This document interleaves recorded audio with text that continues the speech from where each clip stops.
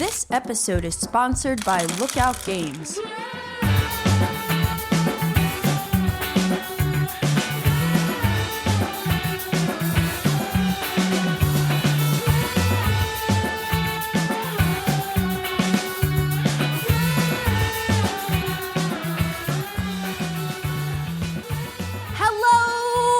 Welcome to episode 42 of the Board Game Geek podcast, where we geek out about board games, the mechanisms behind them, and the people who create them. I'm your host, Candace Harris, and I am super pumped to be here today with Roy Cannaday from the Dice Tower, and perhaps more importantly, the designer of Last Light, which is an awesome, fast-playing 4X space game with a rotating board and 3D planets. Yeah, I said 3D planets. What's up, Roy? How's it going? What's going on? I'm super excited to be here on your Board Game Geek podcast. Yes! I'm definitely excited about all the nerdy, exciting stuff. Yeah, and it's episode 42. That's super exciting as well. The meaning of life. I figured you saved this episode specifically for me. Exactly, you know? Roy. That's what I was thinking. Like all year, I was like, it's got to be 42 with Roy. There you go. So there you go. What's good with you? What's new on your end? I know you stay busy between Dice Tower and your game. Am all over the place. There's always exciting stuff going on at the Dice Tower. We have the Summer Spectacular coming up where we do top 10 lists, and we're actually going through our top 100 games right now live over on the channel. And then there's always lots of events going on. We have a Dice Tower East coming up that we're going to be running. And we do all of our little stuff, and it's fun. We just have a bunch of games that people come together and play. But yeah, on the Last Light side, it's been super awesome. We had a campaign earlier in the year for people to get the deluxe version. We had a ton of people begging for that.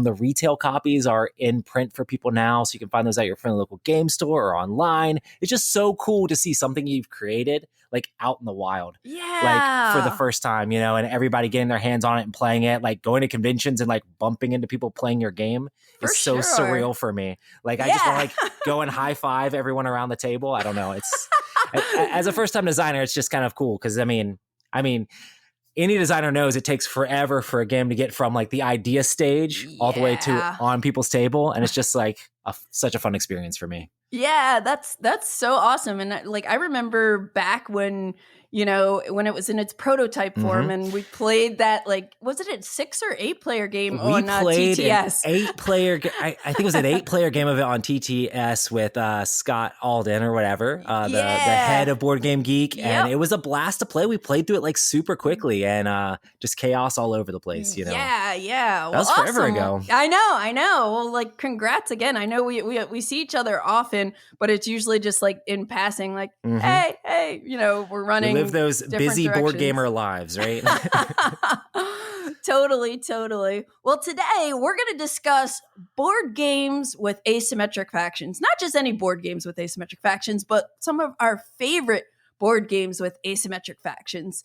And Roy, you were pretty excited about this topic. I love games with asymmetric factions. A lot of my favorite games of all time are games that have huge different sides and asymmetric factions and just lots of replayability with lots of different stuff going on. So it's really cool to have an opportunity to talk about this on the podcast because it's like a subject I'm pretty passionate about, Totally. Last Light has quite a few factions in it itself. So I was really excited to talk about this one. Awesome. And I realized after I started making my list of games that some of my favorite games are also, like, a lot of my favorite games have some kind of asymmetrical gameplay, asymmetrical factions.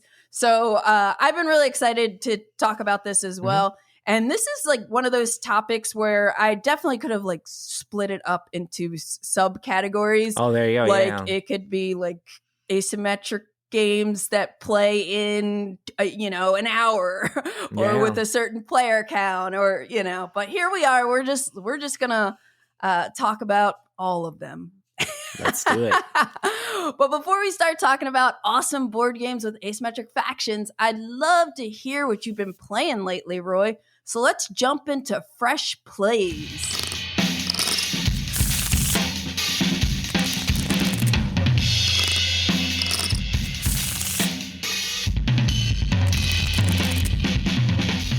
All All right, so my first fresh play here is Let's Go to Japan. This is a game that came out this year from Josh Woods and AEG, Alderac Entertainment Group. It is a player count from 2 to 5 players. The Dice Tower did receive a review copy of this that I got an opportunity to play.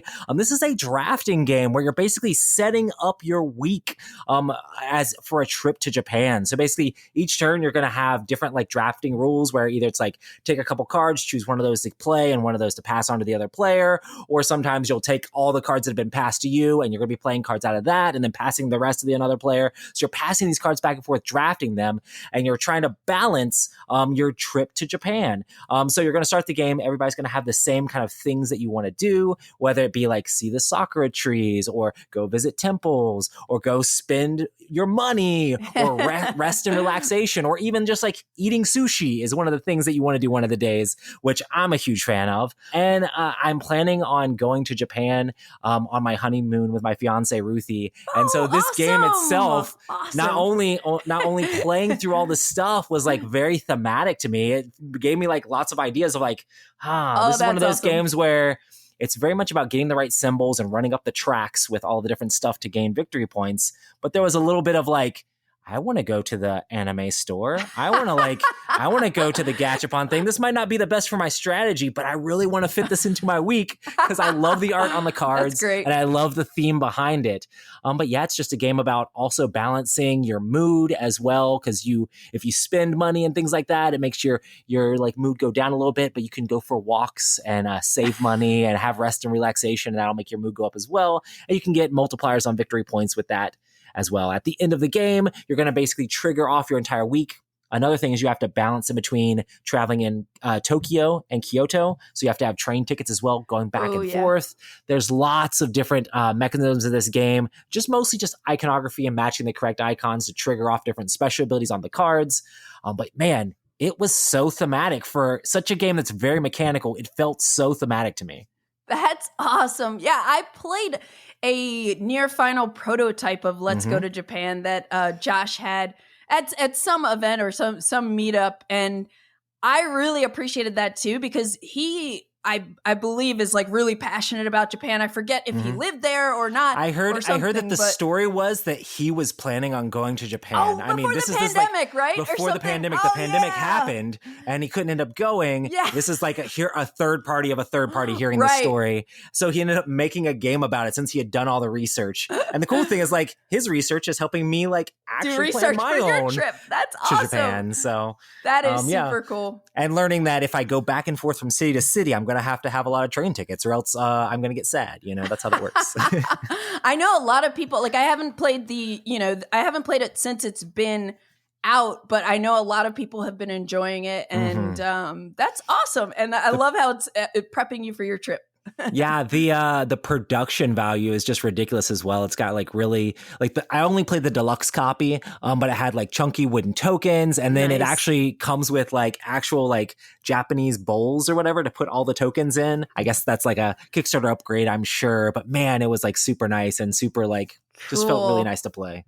Awesome. Well, that's Let's Go to Japan. The first game I'll talk about, the other night I had a trick-taking game night, which I think is going to be a monthly thing because I love trick-taking games. I have so many, and I have several friends who love trick-taking games. But I played a game that I have owned for a while, and it was, I want to say like maybe 2 or 3 years because you got it off your shelf of shame?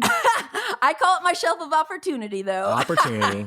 There you go. But yeah, this game, the reason it fell on my radar, and this is before I was even like super, super deep with trick-taking games, I love Per Sylvester as a designer. Like I love The King is Dead. I love Brian Boru. And like once I discovered how much I loved Per's games, I was like, I have to see everything this man designed and I want to try it. So I found this game called Tindahan. And Tindahan also has the name from the original version, Filipino Fruit Market. Nice. My copy is published by New Games Order. It's a Japanese edition from 2013, and it says Tindahan on the box. But there are older versions. I think it originated in Germany Bombus Spielverlag in 2009. So this has been around since 2009. And it actually has 2 different trick-taking games in it with the same set of cards, which is cool. I've only played Tindahan so far. It plays with 3 to 5 players. And what it is it's a trick-taking game that has area majority scoring too. You have these fruit stalls. So they're just like cards you put out on the table, depending on your player count. So maybe you have 5 different fruits. You have a banana card, a mango card, durian, which I don't know if you're familiar with durian, but I learned about that when I went to Singapore and Thailand. Ugh, not my thing. But anyway, you have these. Smells great. No, nightmares about it. But you have these cards that you put on the table in the center of the table. They're like these fruit stalls. And there's a little cart that's going to mark what the trump suit is. I think it starts at bananas. And you get your hand of cards. Whoever's leading, whoever's the start player, you have a choice. You could either just lead with a card like a regular trick-taking game, or you can trade the trump or change the trump suit. And then you just move that cart to a different fruit stall. Yeah, and if you do that, that's your turn. Okay? But let's say you play a card as usual. I play a 5 banana card. Now, Roy, it comes to you. You can either play a banana card if you have one. Follow suit, yeah. Or you can put one of your little seller tokens onto the banana card on the table. So you get a choice of whether you play a card into the trick or if you want to put a seller on. Because at the end of the round, each fruit stall is going to score area majority points. Oh, interesting. So the way the scoring works is you get 2 points per trick that you won. You lose 1 point per card still in your hand. So if you're focused on the area majority side of it and you're putting sellers out, you're not playing cards, so those are going to be negative points. But if you're able to get majorities, each stall, whoever has highest majority gets 5 points, second highest gets 2 points. And then if it's the trump suit stall, first and second place also get a bonus point. So I found this game to be like really, really cool because it makes you think so differently about like, do I want to win this trick so that I can lead and maybe change the trump suit? Or do I want to I see nobody else is putting a seller on the mangoes. So I could get 5 points easily if I have the majority. So it has like such really, really interesting decisions with, how you can like play your hands versus like doing this area majority stuff. So I thought it was like really cool. I'm looking forward to playing it more now that I've actually finally played it. And then I haven't tried the other game. It's called Bastos. So I'll have to try that at some point. I guess in that game, it says like every player has a suit in which they can never win tricks, but which allows them to change the values for the cards won in tricks. So I'm curious about that. Yeah, that sounds interesting too. So I'll just see what that one's all about. So that is Tindahan. But on the trick-taking front, I have 2 other quick things that I want to say. One is last year on episode 15, Jonathan Cox from John Gets Games told me about a game called Trick and Trade. And it sounded so intriguing. And I eventually got a copy of it, had to import it.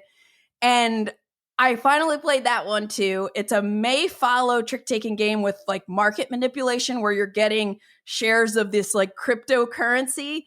And it's awesome. I love that game. So that's just kind of a callback to something. If you want to know more about it, it's on episode 15. And then I also played a 2-player, like really unique 2-player small box, like in the size of an Altoids kind of container. 18 card kind of trick-taking climbing game with also some bluffing.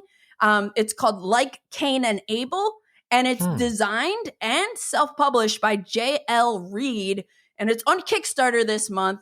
JL has been like super kind, knowing that I love trick-taking games, and he sends me some of his trick-taking games to check out, and I got a chance to play this one, and I thought it was like really neat. Like I haven't played a ton of 2-player trick-taking games, But in this game, you and your opponent are going to be trying to like one up each other by offering increasingly better sacrifices to God.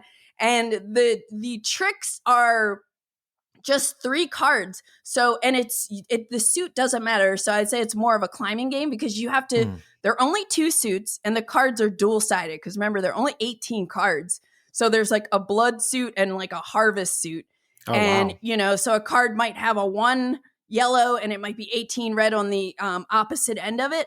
So you have like a lot of flexibility with how you can like play these cards, but you're also like using the cards to kind of make a bid for how many points you're trying to win, and that's secret. And then when you play the trick, every round of a trick is 3 cards. So whoever leads plays a card.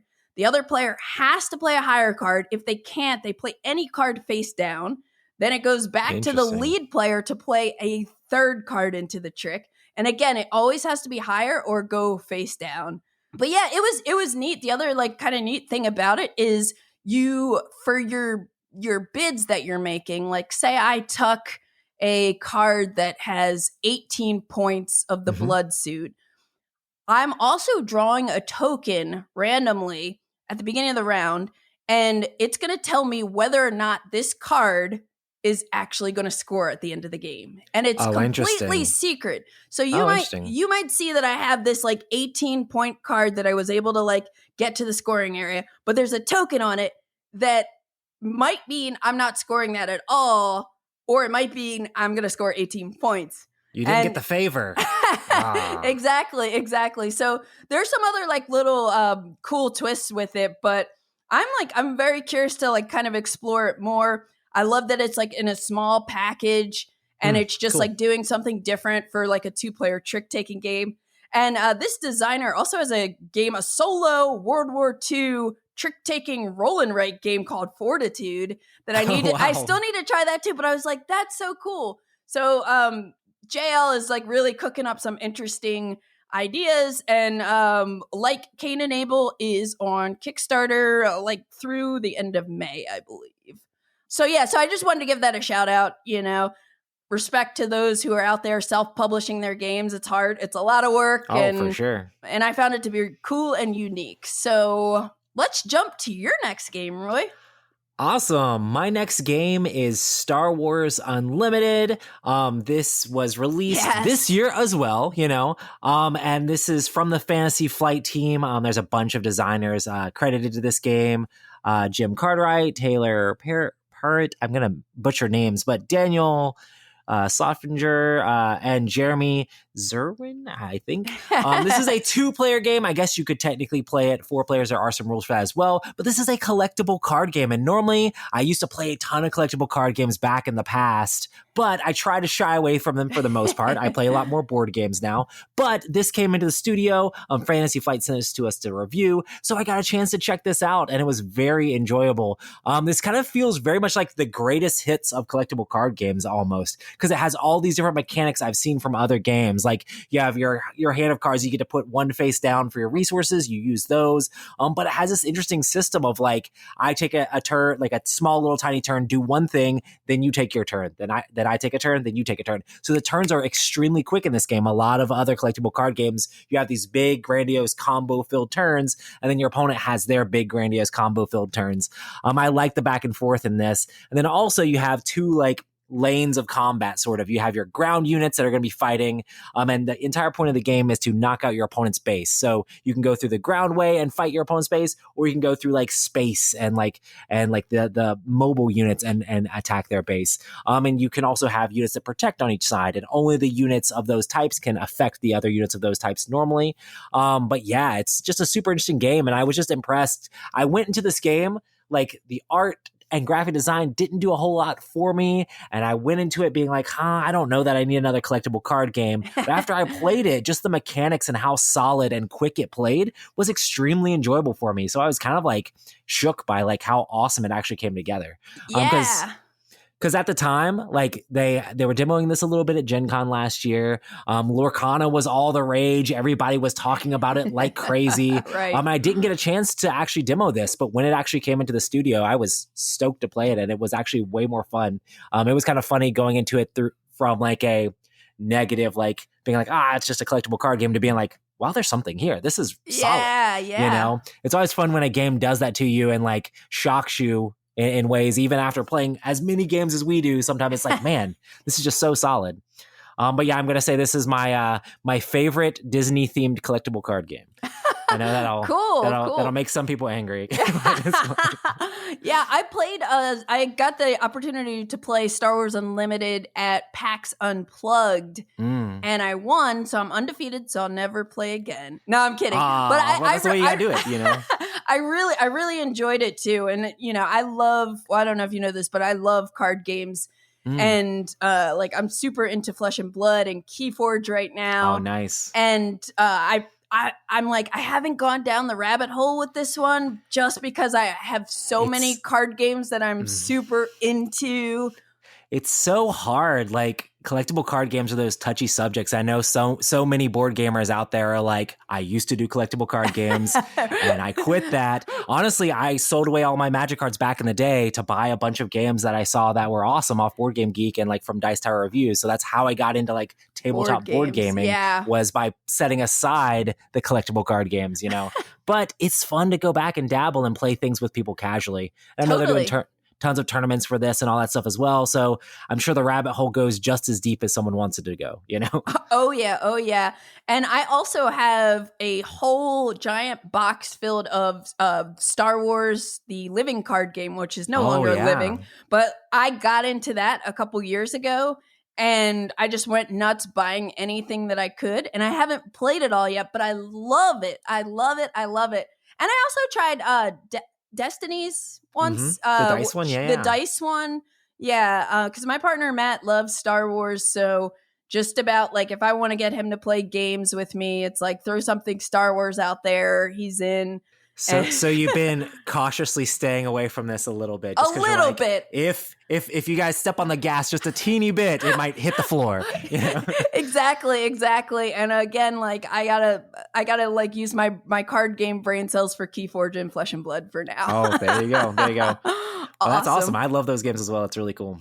Awesome. Well, that's Star Wars Unlimited. The next game I'll talk about, speaking of card games, and also I wanted to bring this game up on this episode because it is a 2-player asymmetric card-driven tactical game called Ironwood from Mind Clash Games. And this is going to be, Roy, I don't know if you ever played Astra that came out a couple years ago. I don't think I have. Okay. Astra is a game, the first game in Mind Clash's Mind Clash play line. Oh, gotcha. So this is, you know, Mind Clash is famous for like very heavy thematic Euros. And they have now a line of games, and this game is the second one in it, that are much lighter than their usual fare. Oh, cool. So the publisher did send me a copy of this. I have a pre-production copy, not final, but it looks pretty final, you know, minus a few little typos or whatever that they'll correct in the final version. But this is a game that's due out in 2024, later this year. It's designed by Mel Brunette and Julien Chaput, and it plays with 1 to 2 players. So there is a solo mode. I believe David Terzi and someone else did the solo mode. I can't recall right now. But in the game, you have 2 asymmetric factions that are fighting over Ironwood, the land of Ironwood. And the cool thing is there's one faction is called Ironclad, and they're metal people. And then the other one is called the Woodwalkers. And Ironclad uses all metal components. So all your units that you deploy are like metal circular discs. And like you have this drill as the Ironclad faction, you know, that's everything is metal. Whereas the Woodwalkers, their units are wooden discs with they're like screen printed with nice art. And the game board will remind you of Root. Like there are like forest areas. The art style is very different than Root, but like as in terms of like we have some mountains and forest areas, and it's beautiful. Like the art is like really, really good. I did note down the artist names because I wanted to shout out Vilo Farkas, who's somebody who's also contributed art for other Mind Clash games like Septima, I think Perseverance. And then Christina Kalida, who worked on some art for Return to Dark Tower, which I've still never played. Oh, that's awesome. Yeah, yeah. So good. But this art is going to just like grab you. You're going to get Root vibes when you look at the board. And also because it's asymmetric factions, Asymmetric. How do you not get Root vibes when you see the board and know that you have asymmetric factions competing? So cool. Anyway, the Ironclad, they're trying to basically extract the essence of these crystals. And there are crystals in the game, like blue ones that, like those pretty ones. Those teal, like your hair is right now that nobody can see. I love that color. There you go. And they're trying to like process that energy to like make inventions, mechanical inventions and machines. And that's why the Ironclad has this drill, and they're going to be moving the drill around in addition to your units. And you're trying to like, basically you're sucking in crystals. And it's cool because you have this like drill track. The player is the Ironclad player. So as you move the drill, you're like ticking this marker over and getting crystals into your cargo of the drill. Eventually, you need to take your drill to one of your forges and you unload it. And that's when you get to like kind of get those crystals. But the goal of the Ironclad player is they need to basically build 3 forges on outer mountain spaces. And the way you do that, it's a 2-step process. First, you have to have control of one of these outer mountain spaces, and you're going to be playing cards to do everything in this game pretty much. You'll play a card and you'll build a foundation. Once you have the foundation, you need to then spend 5 crystals as another action to actually flip this metal token over and say, now it's a forge. And once you do that with 3 on 3 spaces, that's how you win as the Ironclad. Meanwhile, the Woodwalkers, they're trying to discover and retrieve these ancient totems. So they're trying to... They're a little bit more peaceful. Yeah, a little bit more peaceful. They have...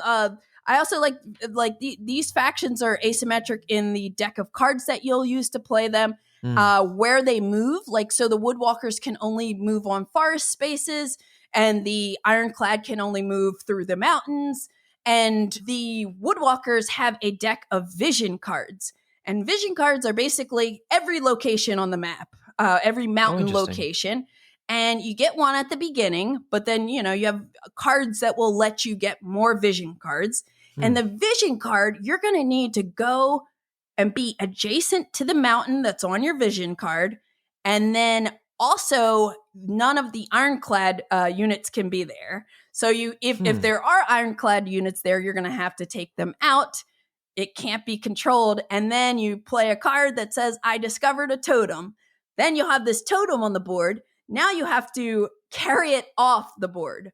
So on the edges of the board, there are like these outer forest spaces. So then you have to, obviously the Ironclad player is then going to try to like fight back. But it's super cool, like, different victory conditions for both sides. Each one has like the cards are multi-use. You always have access to these 3 base cards, and most of the cards have multiple options. You can do one of these things or spend 2 crystals and you can do 2 of these things. And lots of attacking, moving, and both decks are like very different, portraying how the different sides play. Oh, that's awesome. Yeah. And the turn structure is like really, really straightforward. It's like you get some crystal resource or some crystal income and you draw some cards. And then you just alternate playing one card until you've both played 3 cards. And that's the end of the round. And you do some cleanup, rinse and repeat until someone wins. Combat is interesting because you have this thing where you attack to an adjacent region. And starting with the attacker, you decide if you want to wager a card. And you take a card from your hand. So let's say we both wager a card. We flip them over. So there's a damage value on the cards. So we're going to compare the damage value. The Ironclad have other ways of getting bonuses. And there are some special cards that might... They're not so peaceful. They're not so peaceful. They're very aggro. And then there's like a defense value. I really like the way they did the cards in this because I'm like holding my fingers up like you could see. but you line the 2 cards up and you could easily compare the stats. So maybe you deal cool. 3 damage to me on your wager card, but I have 1 shield, so I have to kill off 2 units, you know, and the weird thing that's kind of interesting is that let's say we do this fight and it doesn't clear either of us out of our spaces. Like I still have a unit, you still have a unit. Right. Yeah. Then we look at, there's a dominance number, a flag under so it's attack, defense, dominance. And then we see the dominance value on the card plus our remaining units. And whoever has the dominance is considered to have won, and you can make the other person retreat, the other side retreat. So it's a little bit like different of a way to do combat instead of just like chucking some dice. I really like it because you don't have to wager a card either. You know, cards are important. They're like, that's what you're taking actions with. I love the sound of this. This sounds like a game that's like exactly up my alley. I love games with combat and asymmetrical powers and like going after each other and like, okay, I need to do this, but then you're going to try to like sneak around and do that. And we're trying to go for different goals, but I have to keep an eye on what you're doing. It's like, oh no, they're in that mountain space. Yes. But I need my vision card is for that mountain space. That sounds really exciting. And I'm going to tell you this too, Roy, just because I know you loved Dune War for Arrakis. Yes. And I love Dune War for Arrakis. So I played the first time I played Ironwood right after that, I was like, this kind of like gives me some feels in a lighter way of the asymmetry of that. You know how you have the Atreides that has their hidden goal that they're trying to achieve, like versus the other person who's just like, you know, in there, just like crush all the sieges, so, my Arrakis, my Dune. Exactly. Sorry, I'm a nerd. It's fine. I love it. But like there was like a similar decision space, but in a like lighter kind of faster playing package.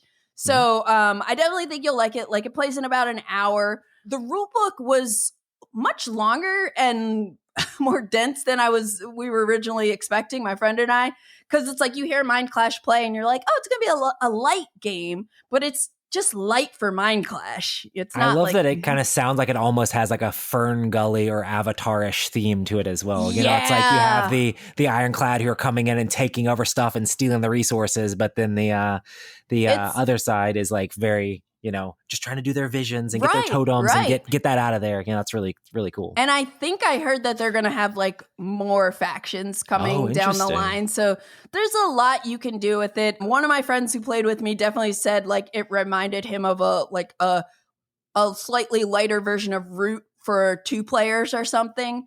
So it definitely has like some Root vibes too, but it's more like driven by the cards, and there's just a lot of variability with the cards. And I will say also the rule book was initially like more than I was expecting, but everything is in there. It's clear. There's like for the solo mode, there's a bot for both sides. So you can play as either side. So, you know, there are rules for that.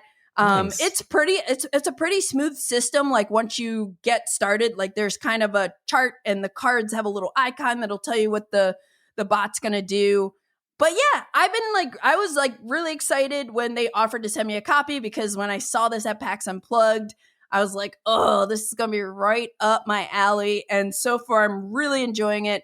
It is, I think they're doing a pre-order for Ironwood starting May 21st, like through June 6th on Gamefound. And the main benefit of doing the pre-order is you can get this like promo pack that has some like foil cards, and also you'll get it earlier. I think that's due out for the people who do the pre-order in September. Cool. And then I think it'll drop at Essen and then probably retail shortly after that. So by later this year, you'll be able to get your hands on this. But I'm pretty stoked that they're doing a like card-driven tactical game like this for their next game in the Mind Clash playline. That's cool, especially when you said they're known for like their thematic Euros. This seems more like more of a confrontation game, even though you don't necessarily have to fight. You can be like, grab your visions, grab your totems, get out of there. But there's like fighting a little bit in there. I enjoy that. That's cool. Yeah, there's lots of interaction, and it's like lots of, you know, second guessing. Like, oh, why did Roy move those 2 units over there? You know, is it to like throw me off, or is that where his vision is? You know, So cool. Yeah, so that is Ironwood. All right. And that, like I said, I purposely brought that up to segue into talking about board games with asymmetric factions. I love it. And now a word from our sponsor. Lookout takes you into the forest. Again, that's right. We've heard nothing but good things about Forest Shuffle, the fantastic card game that has been all the rage since the Essenspiel trade fair. It comes with simple rules, multifunctional playing cards, and is a real showstopper on game tables. What's more, the game was the first in Lookout's Green Line, produced in an eco-friendly way. Now the publisher is already delighting us with a first expansion, Forest Shuffle Alpine expansion. The Alpine expansion adds a new habitat to the base game. Gentian plants, eagles, marmots, chamois, Swiss stone pines, and other species of the Alpine region fit seamlessly into the gameplay. The set of 36 Alpine cards is shuffled into the base game for even more diversity, opening up scoring strategies both old and new. Never has drawing more cards from a shared deck been more exciting and satisfying. So put on your hiking boots and off we go with Forest Shuffle Alpine expansion. You will love it. For people who are like, what are asymmetric factions in board games? How would you define that? So yeah, asymmetric just means like completely like different powers. And so many of these games have either a starting faction that you start with that has a different special ability, so you're not all starting on the exact same footing, or sometimes there's asymmetric games in general where the complete sides have completely different objectives and completely different things they're going after. There's so many great games that have these asymmetric factions, and I think not only does it add like a lot of interesting decision space and choices even from the very beginning, because like whichever faction you start with is going to determine kind of a little bit of your strategy for the game, but then also adds in that replayability, because time I play this faction, next time I play another faction, next time I play another faction. So asymmetry can add a bunch of that stuff. So asymmetry just means completely different starting points, you know? Yeah. And I think I was trying to think about why do I love games with asymmetric factions and asymmetry? And it's, it's so fun, like you're saying, playing a game from a different perspective. Like one game I'm going to play and it's going to feel like this way because I'm playing this faction. Next time I'm going to play that faction and it's going to feel different. I'm going to have different challenges. And then on top of that, the overall gameplay variability of which combination of factions did we play this time? And how did that cook and everything?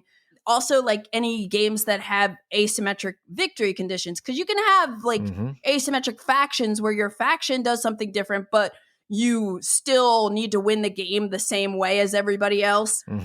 But when that changes too, it just keeps everybody so engaged because you're you want to make sure somebody else isn't doing, getting too close to winning. Right. You're trying to win without people seeing that you're doing it. And it just adds a lot of excitement. Yeah, it's definitely interesting when you have to stop someone from doing their objective that you don't want to do yourself at all. You know, it's very interesting when games have that in it as well. Just cool to see the asymmetry and the games that do that, the design behind that. You have to be so on point, and so much playtesting and so much work goes in there to try to balance all of that stuff, which is really cool. Oh yeah, and it's not going to be you and I both are drooling right now thinking about some of these games, but it's not going to be for everybody because for sure, definitely will increase the difficulty of a game. And if for people who care about understanding exactly how the game is going to play out so that they can strategize.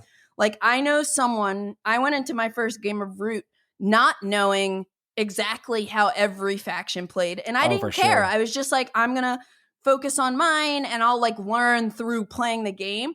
But other people want to know up front everything so that, they can play. And I know somebody had a bad experience with it because they weren't understanding how the other factions were working.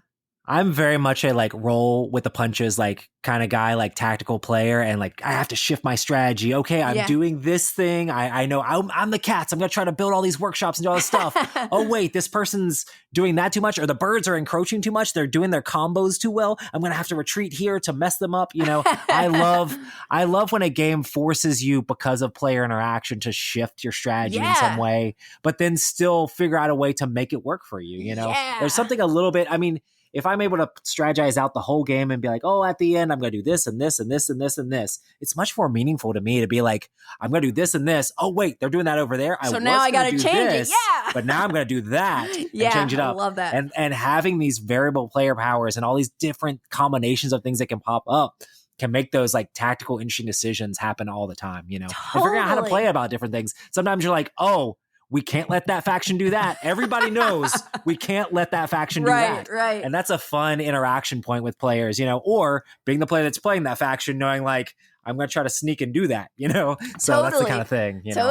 And it like, so just, I struggled with making this list.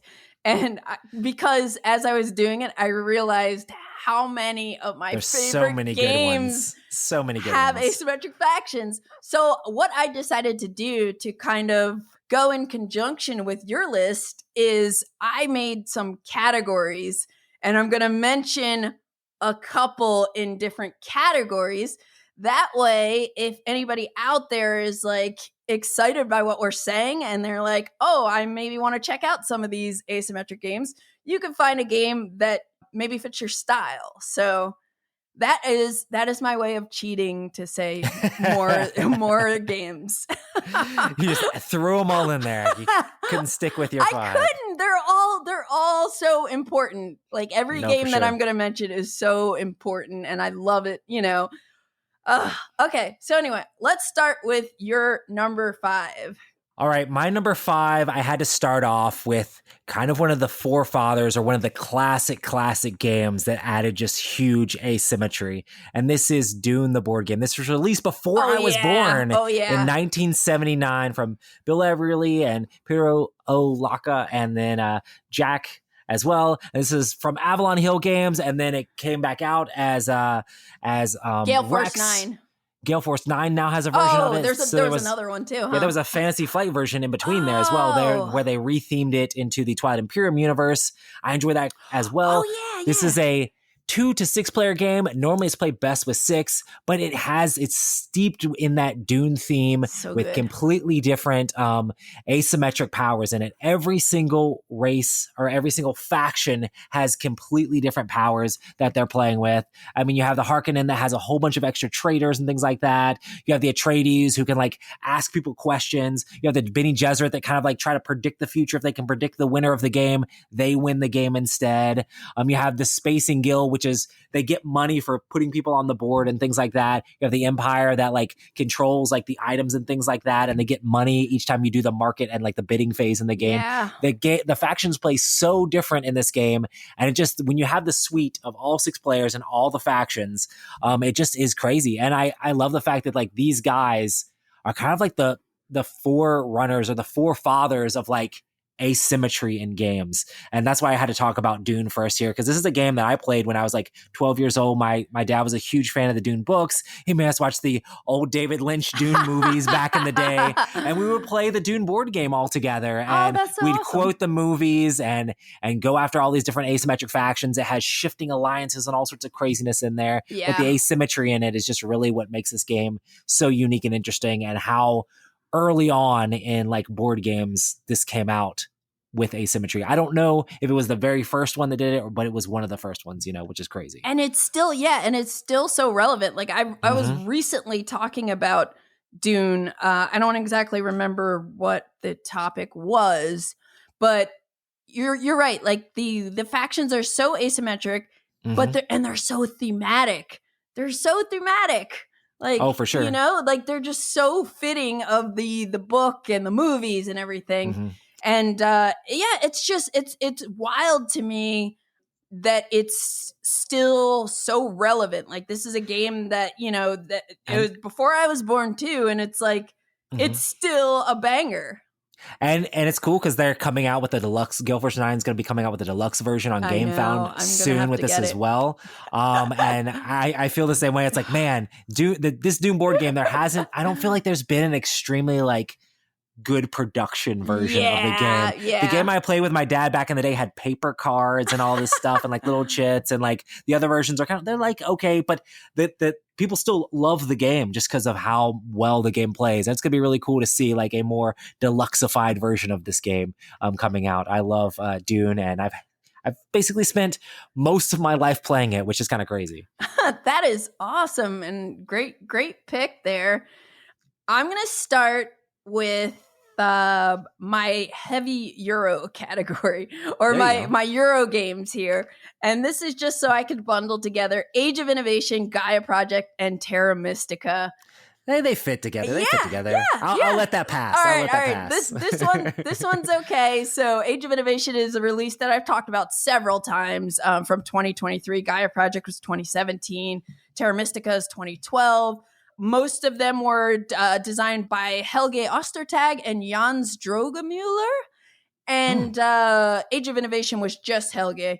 And they're published by Furland Spiel and Capstone Games. Most of them. Gaia Project is 1 to 4 players. The Terra Mystica and Age of Innovation are 1 to 5. I think with Terra Mystica, you need to have the expansion. But I don't know. I forget who said it, but someone, when I originally had Terra Mystica pitched to me, said it's like Settlers of Catan on steroids.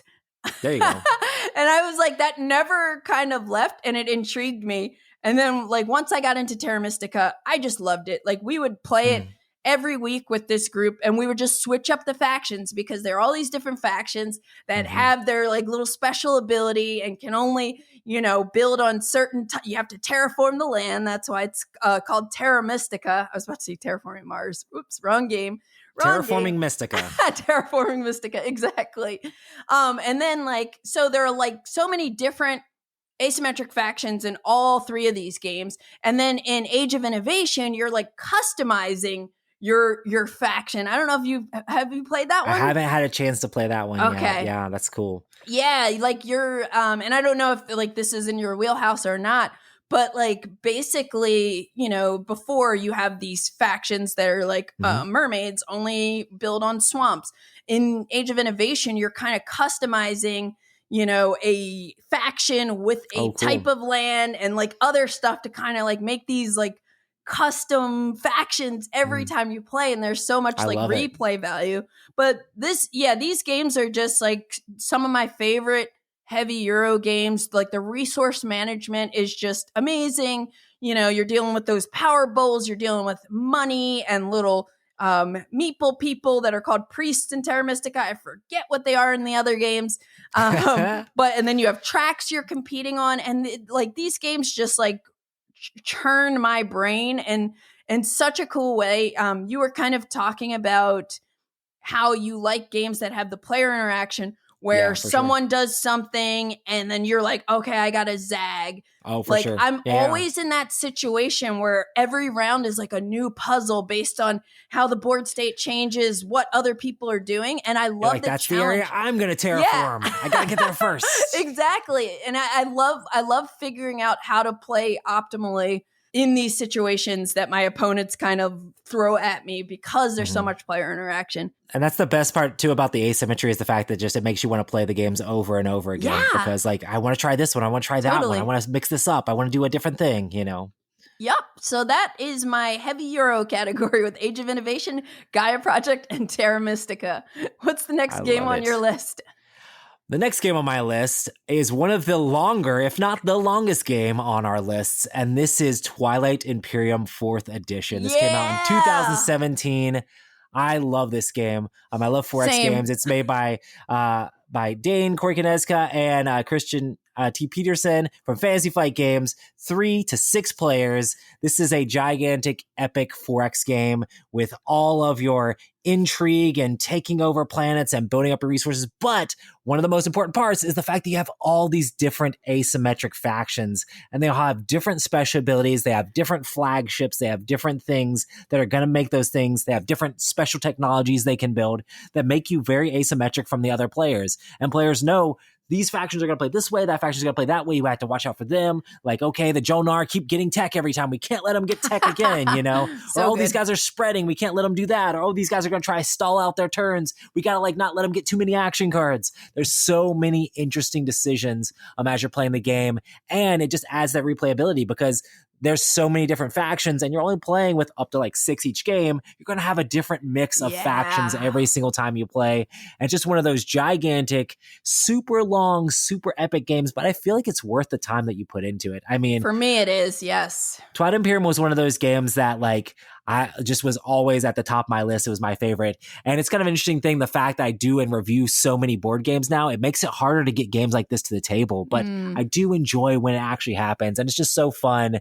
It's one of those games that just has infinite replayability because all the factions and all the way the new players you're going to play with and interact with, it's just so fun. Yep. And how you build the map too can change things up. Yeah, for sure. TI4 is one of my favorite games, you know, ever since the first time I've played it. I've probably only played it a half a dozen times. I just got into it like 3 years ago. Yeah. But it blew my mind in how it pulled so many different emotions out of me. You know, sure. it's just a roller coaster of a journey. And like, there's so much tension. And can I trust this person? Are we working together? Are you going to backstab me? I love the agenda phase, like the politics of it. Oh, so good. My favorite genre of games is 4X. I mean, that's why I designed a 4X game because I love 4X games so much. And it's just, I just love the fact of you start with barely anything. You start with just your little faction. You have some powers and stuff like that, but you have to build up as you go along and figure out how you're going to carve out your space in literal space and be able to complete these different objectives. It's just so much fun to be able to come together around the table for this epic experience. I remember every game of Twilight Imperium 4 that I've played, you know, because there's just those gripping moments that happen during it. Yeah, always making cool memories with that game. Oh, for sure. Cool. Twilight Imperium 4th edition. Love it, love it. So my next category is cooperative games. There you go. So yeah, I realized, you know, as I'm making my list, I was able to like bundle things together. But in this category, I have Spirit Island and Too Many Bones. Oh, and nice. These are two very different style cooperative games, but both are complex, thematic, and like super challenging and have a ton of different factions that play completely differently. I also think, you know, so I also discovered that both of these games came out in 2017. Both of them. Yeah. And Spirit Island is designed by Eric Royce, and Too Many Bones is Adam and Josh Carlson. Spirit Island is Greater Than Games. Too Many Bones is Chip Theory Games. Both of these games play with 1 to 4 players. So you can play it solo. You can play 2, 3, 4, whatever. I don't recommend. Work together. I don't recommend Too Many Bones at 4, though. Oh, gotcha. That's a bit much, but yeah. Too many bones indeed. Yeah. At that point, it's just too many bones. But yeah, I just feel like these games, again, I've talked about these games before. They've been around for a while, but I just think they're like some of my favorite cooperative games. Again, they're heavier. They're definitely a little more on the complex side. And I love how, because of the way the games were designed and how the factions work, like you really don't have a lot of like quarterbacking issues that you might see where like one player at the table is telling you what to do. Oh, Roy, do this on your turn, do that. No, it's like I'm building in Too Many Bones. I'm building my gear lock, and you know, I can talk about which skill dice I want to slot in. And like, we will talk about how we want to like make our strategy to attack things. Like both are kind of like puzzly, but like you have your own situation. And I just think that like they're so well done. I love the factions and just like the variety of them in both these games. So if you're looking for a cooperative game, slightly heavier experience, but not like too crazy, lots of videos out there on these games. Oh, for sure. Spirit Island and Too Many Bones. Ah, You got whole categories over here. I know. I feel like most of my games could all fit in one. Well, not all of them, but close. But I'm going to continue with my area control-ish or combat-y style game here. And my number 3 is going to be a game we have already mentioned and talked about quite a bit in this episode, and that is Root. How can you talk about asymmetrical factions without talking about Root? Right. Like, Root is just such a great game with how many different factions are on the game, especially when you add on the expansions. It adds so many different style of play. You have cats that are trying to build up all of their different workshops and have the more traditional area control. You have the vagabond that's just going around trading items with people to get victory points, You're like switching out different things. You're like, oh, what's going on over here? And before you know, they could run away with the game. And then you have the birds that are doing a little bit of area control, but they have to program out everything they're doing. Cool. Yeah. And then you have the Woodland Alliance that's trying to build up their resistance and trying to like pop up out of nowhere and spring and spread out. And everybody's like, oh, they're not that big of a threat. Don't worry about them. And then they just explode and just have their gigantic resistance and take everything over. It's just cool to see how asymmetric this game is and how people get victory points in different ways, but you have to keep an eye on everybody else and what they're doing.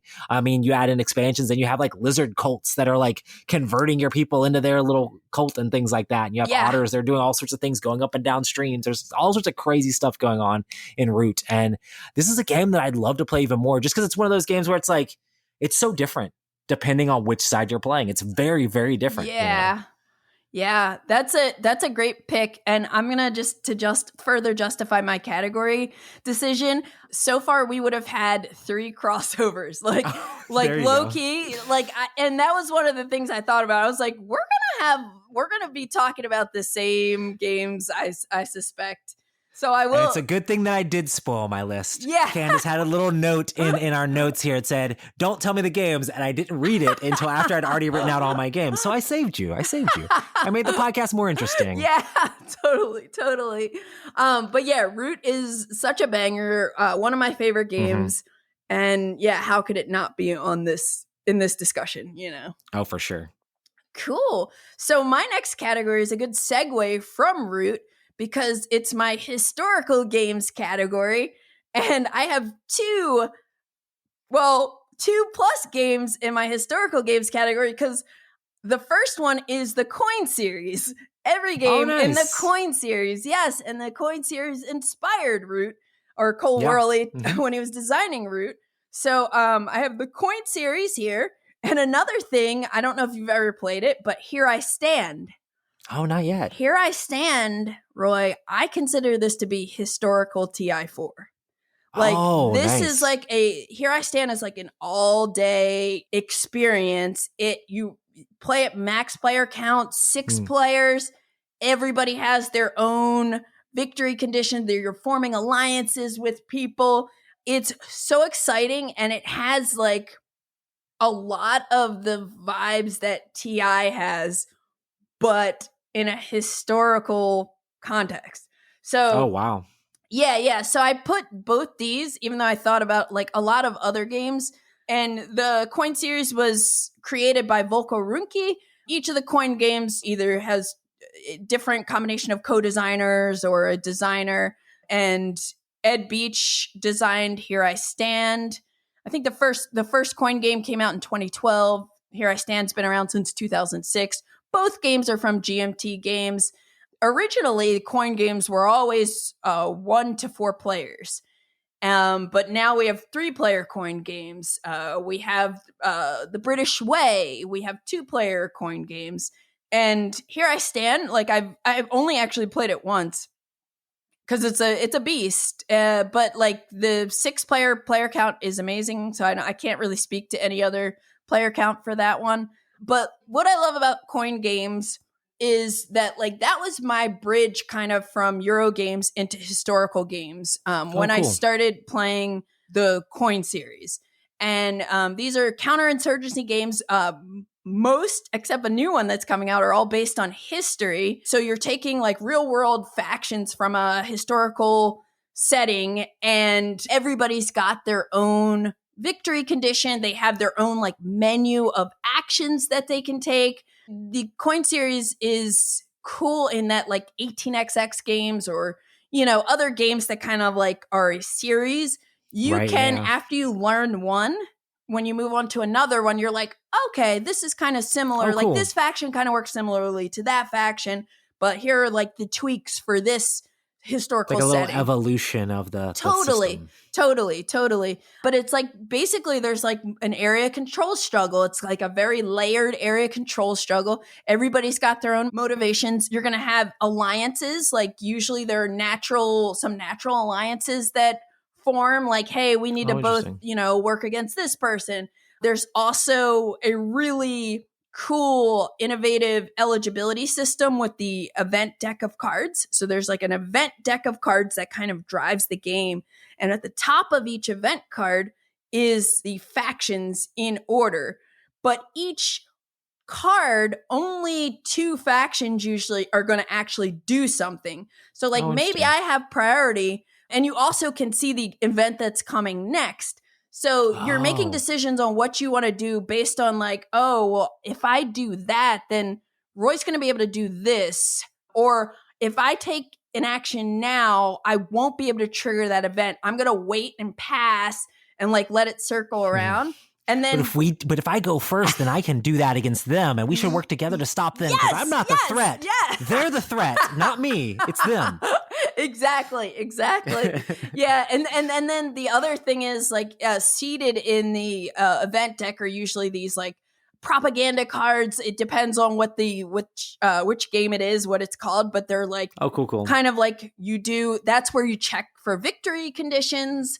That's where you do like almost a slight reset. It changes some things up. So a lot of people, you're like kind of prepping for that phase to happen. You're trying to set it up so that you can win sneakily. It's really great. Every coin game I've played, I haven't played them all yet, but like they're all like really, really, really cool. And then, like I said, here I stand. It's like, covering the political and religious conflicts of the early 16th century. And it's basically like a 6-way power struggle for different factions during the Protestant Reformation. And it's neat because super deep stuff. Yeah. But it's neat because like different people, like when I played, like I was the Protestants, I think my friend was like Catholics, and like we had our own little thing going on, but like we can't ignore other people. And they're just lots of like really cool things. And I love card driven games too. And that game is card driven. So that's my historical category, coin series games. And here I stand.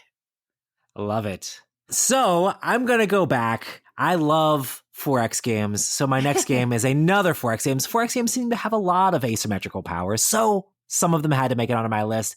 And this one here is another one of my favorites, and that is Heroes of Land, Air, and Sea from designer Scott Alms, published by Gameling Games.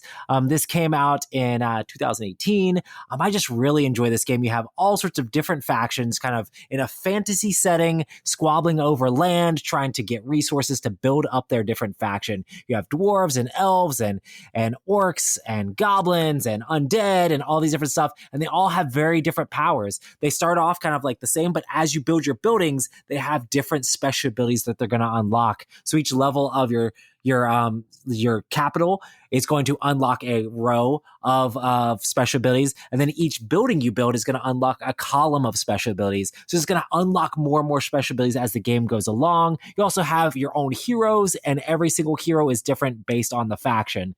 So you have heroes that do a lot of different stuff. The dwarves are going to be more about building stuff and working in the mountains. Cool. You have elves that are all about magic, and then the orcs are all about pillaging and wrecking other players. The goblins are able to multiply a ton. The undead are just trying to like kill other players and take their souls and use those things. There's all sorts of interesting stuff that makes it super asymmetrical. And this has a follow action that's excellent, that keeps everybody engaged in the game. As players are taking their action, you can also follow those actions and kind of do the same thing. But yeah, I just really love 4X games where you start with very little and build up as the game goes along and build your different civilization in the game. It's just so much fun. And this is my favorite Gameling game of all time. They normally are known for their tiny epic games. This game is not tiny, but it definitely is epic. I love Heroes of Land, Air, and Sea. Oh, have you had a chance to play this one yet? No, I have not. My goodness. I have not. And I'm like, I want to try it. Oh, this might be the one that we have to make hit the table at BGD Spring. Yes, I could teach this easily to you. It'd be a lot of fun. I would love that. Like, as you're talking about it, I'm like, that sounds cool. That sounds cool. Like, right up my alley. And it plays a little bit faster than some 4X games. It depends on the player count, but also with the expansions, they actually have like this floating island. So it has this almost 3D-ish effect of like, oh, you have the bird people that are up on the floating island and they can fly off the edges. I love it.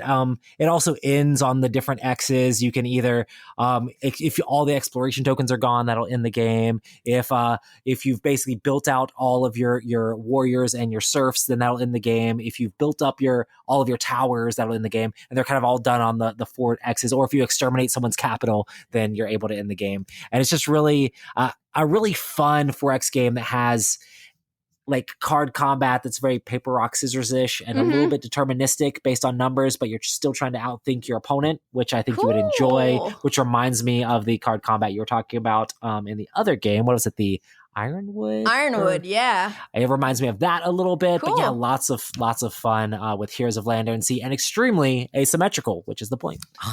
Oh, I can't wait to try it. Obviously, I've played, well, maybe not to you, but because we don't talk every day, but like I've played Root, I've played Dune, I've played Twilight Imperium 4th Edition. Love this them. Is the one. This is the one that I got you on. You got me, and I really want to try it. Like, it sounds awesome. Awesome, but that is Heroes of Land, Air, and Sea. Cool. Well, my next category is 2-player epics. And I think you're going to chime in here because I know what your favorite game is, and I put it in this category, and I was surprised it wasn't on your list.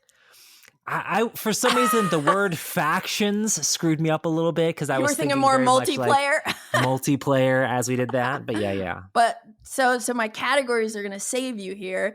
So in my 2-player epics game, I have Dune War for Arrakis. I have War of the Ring.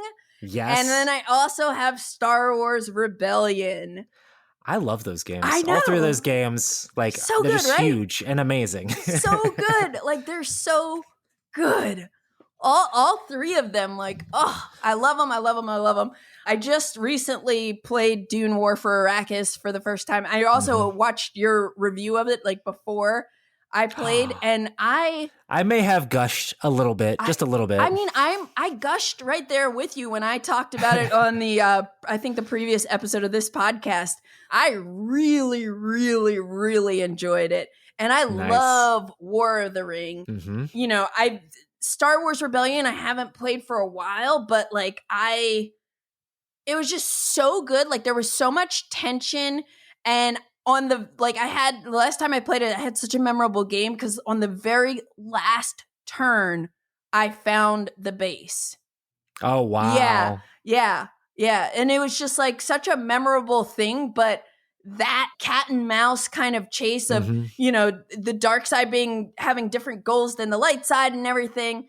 War of the Ring. I mean, that's your favorite board game, right? War of the Ring has been my second favorite board game for a little bit. It's been bouncing around at the very top. I think Marvel Champions was my last year's. Oh. I did say I am doing my top 100, so I'm not going to spoil what my number one is quite yet. Fair. We've only done the bottom half of the list. Fair. If you tune into that, you might see me talk about these games even more there. So looking forward to it. But yeah, I shout out the designers. So for War of the Ring, it's Marco Maggi, Francesco Nepatello, and Robert D'Amelio. And then for Dune War for Arrakis, all those 3 guys except not Roberto. So just Marco and Francesco. And then Star Wars Rebellion was designed by Corey Knutska. And Dune is Simon, War of the Ring is Ares, and then Star Wars Rebellion is Fantasy Flight Games.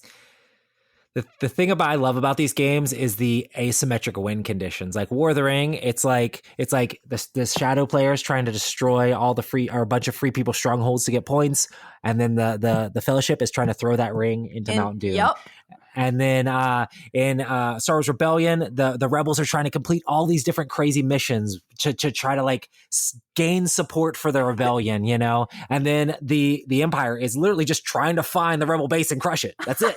So it's like they're blowing up planets and trying to like search down. It's like this, hidden movement game of just one Yeah. planet. You know, Yeah. where's that one planet? I do also have gigantic 3D planets for my copy of the game, which I may have kidnapped from the Dice Tower as a very, very cool looking setup when you have the game set up with that. Oh, that's awesome. And then Dune War for Arrakis, oh my goodness, I love that game so much. It emulates the new Dune movie like so well. It is like that movie in a box. Oh my gosh. And the fact that it's still very asymmetrical, the Harkonnen are just trying to crush those sieges, trying to take that stuff out. They have way more units and they're able to do it. But the whole time, the Atreides and the Fremen are basically trying to build support once again for their side, being the rebel faction there, trying to like take over Dune and stop spice production and just hold on and fulfill these different missions. They just so much theme oozes out of all three of those games. Yes. And I mean, I have to say, they're some of the best IPs in all of like nerddom. Like, how do you get better than Lord of the Rings and Star Wars and Dune? Like, that's like the if there's a trinity in like IPs or as far as like nerdy board games, that's it, you know? And these games are so epic in those genres that if you haven't played them, none of them are that short. War for Arrakis is a little bit shorter than the other two, but I think they're definitely worth the time to play it. And if you haven't played it and you enjoy asymmetrical combat games at all, these games are a blast. And the IP also, they're just so thematic and amazing. Mm-hmm. Yeah, one of the things that I loved so much about War for Arrakis was that after we started playing, you know, we're two new players, I taught the game. By round 2, like it's just strategy, and every single turn and every action felt so tense. Like, what should I do? Like, I have these different action dice. I have these cards. What are they gonna do? And I love that hidden information of the Harkonnen player not knowing the strength of your sieges and everything. And I love the thematic, like the tokens, the unit tokens being face down, like they're popping out of the sand when you come towards them to attack. I love it. So like there's just so much. And again, the victory condition of the Harkonnen are just working up this supremacy track, and you're, you know, trying to throw them off to like get them to kind of go find the low rank sieges. And, you know, the sandworms and if they're not keeping up with their spice production, they're getting bans placed on them and stuff like that. It's just so thematic. Yeah. And it's wild. I mean, the angst that, like you said, that turn angst of like, I could spin the die to like build up more units here, or I could do an attack here to try this mission, or I could do this or this. The order matters so much. Yeah. And it's so good. And the card play is amazing too. Like the cards are just great. Yeah. I suspect foreshadowing this one is going to be very high on my best games of 2024 list. For sure. I can guarantee it for me. Awesome. So what number are we on for you? For me, I am on number 1. Woo! Let's hear it. So for number 1, I'm going back to the same design team that I talked about for my number 5, and this is Cosmic Encounter. It was from 1977 from the same crew, Bill Everly and Peter Olaka. Fantasy Flight Games on this one. There's a bunch of different versions of this game. It came out way before that with several other publishers, but the Fantasy Flight version is the version I have. There's another game that came out before I was born and has stood the test of time. Insane different factions and different alien powers in Cosmic Encounter. It's a game where you're racing to have basically 5 like bases, alien bases on your opponent's things, but there's all sorts of negotiations and different stuff. But the thing about this game is it comes with so many different alien factions, and every single one plays different. Some might even say some are crazy overpowered, but this is a negotiation game, so being overpowered might not be the best thing for you, because if you're overpowered, nobody wants to work with you, nobody wants to help you out, nobody wants to ally with you, everybody else is going to team up against you.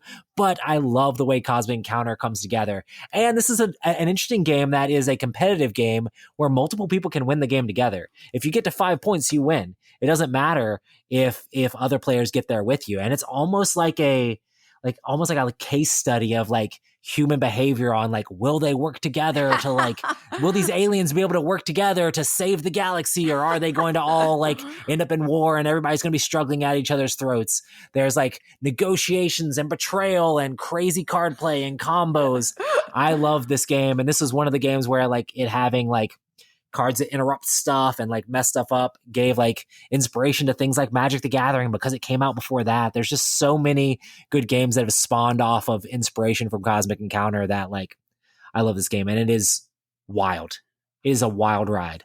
I have not played Cosmic Encounter in forever, but you're making me want to revisit that one, because I know early on in my modern gaming career, I had it. I owned it. I eventually sold it at some point, but I remember liking it a lot. I don't remember why I sold it. It's such a group dependent game because it's very negotiation heavy. You have to have the right group to play it with and the people that are in there for the craziness that the game will give up. If you're too like strategic, Cosmic Encounter, there's a lot of strategy in it. You know, it's kind of wild. It's all over the place, but it's really just about talking your way into letting other people let you win the game. You know, so it's like, come on, guys, let's win the game together. Let's do this. Let's do that. I love it. Let's talk this out. And then sometimes you're like, but I'm just joking. I'm going to stab you in the back right now. You know, that sort of thing. It adds those interesting, crazy moments. And the design team behind this, once again, just kudos to like being the forefathers of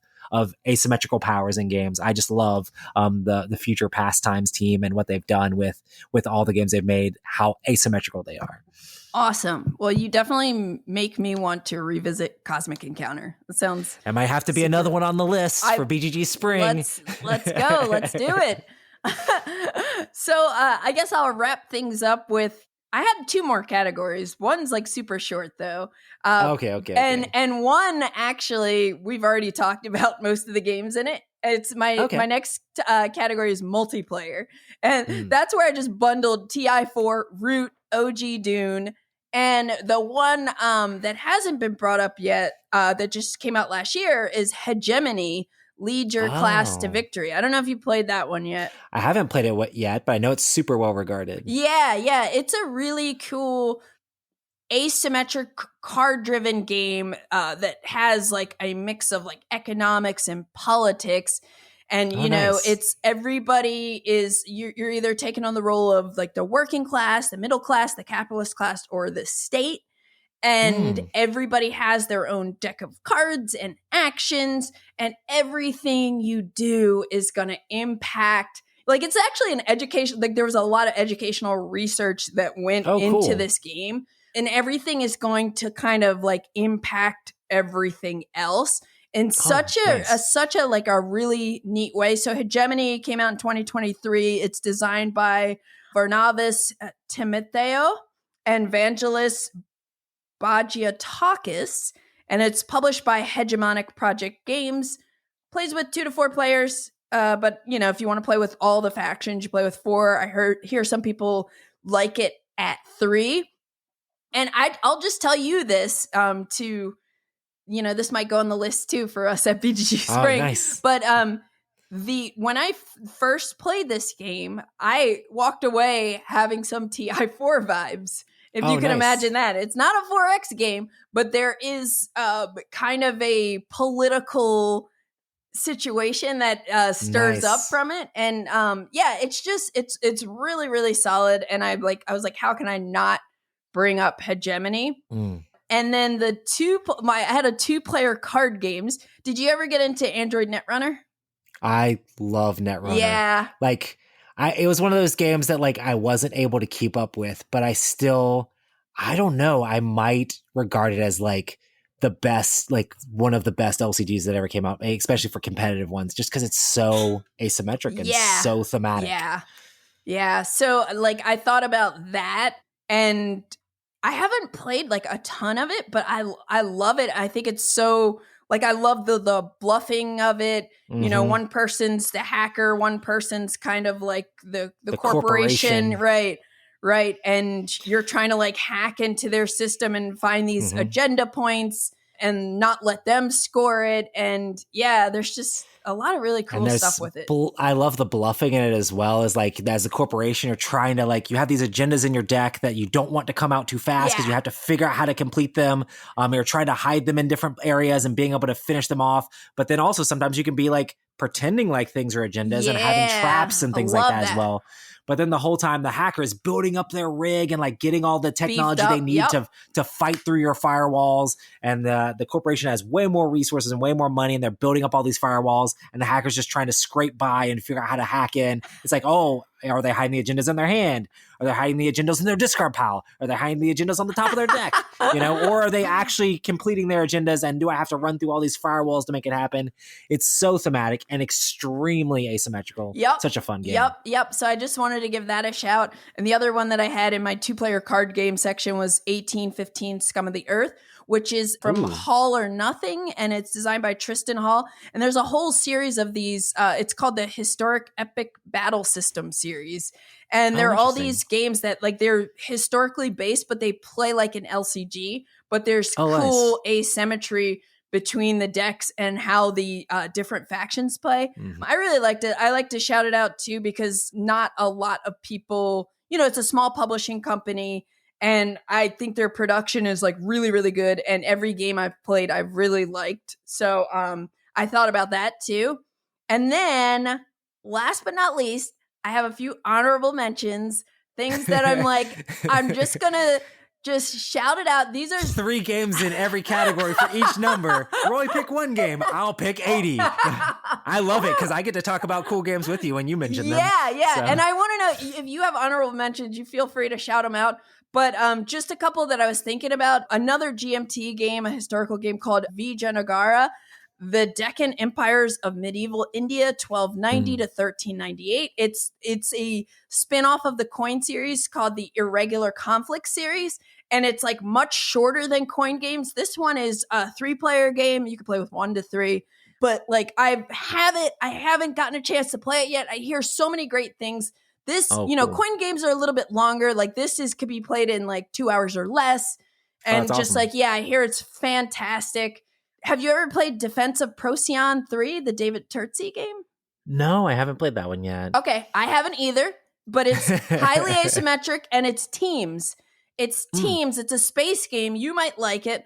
I do enjoy space. 2 of the players are fighting in the space, and then like the other 2 are on the ground, and you have a team. Oh, yeah. Nice. Yeah, I've definitely heard of that. It sounds super cool. Haven't tried it yet, but it's on my list. Vast, I've never played. I hear that's like super asymmetrical. Yeah, with like somebody plays as a cave, and then it's like the predecessor to Root as far as ace. Yeah. Totally. Did you play Crescent Moon?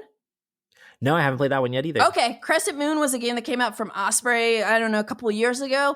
I played it a couple times because I think I wrote about it, and I really enjoyed it. And I've been like, it's one that I've been wanting to revisit, but everybody is like completely asymmetric. There's like negotiation opportunities that are that I remember being really, really cool. And then the last one I wrote was Red Dust Rebellion, which is the Coin game that's the first one that's not historically based. It's set in Mars in the future, which is it's coming out I think later this year. But yeah, those are mostly games that either I've never played or that I want to play at some point. And Crescent Moon is the only one that I just mentioned that I have played, and I just want to revisit it. And because in my head I really liked it, but I don't know now. I just have to jump back to it. Gotta make it happen. Yeah. But anyway, Roy, this was so great talking to you about these games. I love it. And like you and I, I think we have similar tastes. I think, I mean, you enjoy like the bigger, heavier games, and I think it's worth it to like take the time to play those epic experiences. It's just so much fun. Yeah, totally. And like every game, again, like this, asymmetric factions are just my jam. It sounds like it's your jam. Oh, for sure. And I just couldn't believe how many of my favorite games have asymmetric factions. It's wild. I just love, like, once again, the replayability that adds to it, and just how many different ways, and the fact that, like, we're all board game geeks. Like, it's fun to geek out over, like, I love that game, and then this is my favorite faction. These are the orders I played in, and this is the strategy with that faction. That's a strategy with that faction. That's what, like, Board Game Geek's all about, you know, is, like, being able to nerd out over these games and being super excited about how they play and the mechanics behind them. It's just really cool. And Asymmetric Factions just gives you another avenue of, like, I'm a fan of the game, and I'm a fan of this faction in the game. You know, that's a lot of fun. Yeah. Well, thanks, Roy, for joining me. And, you know, I'm already looking forward to BGG Spring. I really want to try that Heroes of, what is it? Land, Air, and Sea. Yeah, I've never even, like, that was never on my radar. So I'm, like, really stoked to try that. I do want to revisit Cosmic Encounter also. So many awesome games, so little time. But yeah, thanks again. It's great talking to you as always. Thanks so much for inviting me on the show. It's definitely been a blast. You've been listening to the Board Game Geek podcast, produced and edited by Candace Harris. Special thanks to Matt Fonda for editing and mixing our music. Be sure to visit us on the web at BoardGameGeek.com. You can also find us on YouTube, Twitter, Blue Sky, Instagram, Facebook, TikTok, and Twitch under Board Game Geek. You can reach us by email at podcast@BoardGameGeek.com. Thanks for listening, and happy gaming!